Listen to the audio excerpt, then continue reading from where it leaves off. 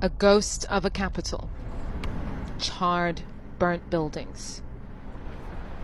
The skeletal remains of a city. What wasn't looted was dumped in its streets. Shelling from these reclaimed areas is constant, landing in the heart of Khartoum to loosen the grip of the RSF. It's taken nearly 2 years to get this close to a key bridge connecting parts of the capital to Khartoum. And even though we've made it here, we can't cross it because the snipers around the bridge make it way too dangerous. Under the bridge, an abandoned RSF position is littered with stolen household items, used ammunition, and reminders of all that was taken and lost. There are long days of fighting still ahead to clear the neighborhoods on the other side. And as civilians wait for good news, soldiers trawl through the spreading devastation. The graffiti says Rapid Support Forces right by a sign with the name of the professor who owned this home. And as soon as you walk in, it's just completely destroyed. They haven't just robbed this house, they've completely gutted it. They've even taken out the electricity cables.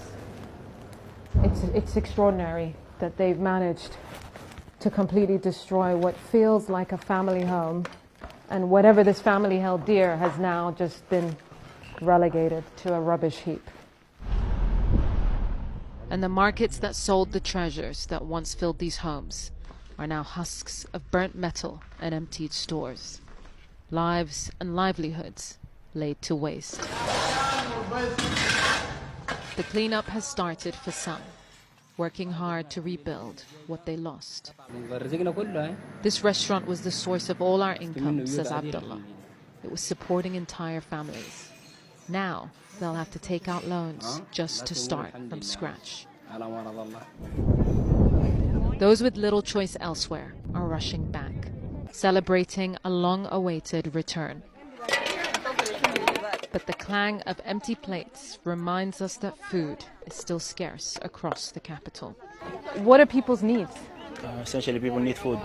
Almost 80% of people we see here are depending entirely on this kitchen. These kitchens are a dwindling lifeline, shut down by USAID funding cuts and donor fatigue. I can't see the reasoning behind stopping funds that can bring food to people. It's inhumane. The world has turned its gaze from its biggest humanitarian disaster, one that's uprooted millions and killed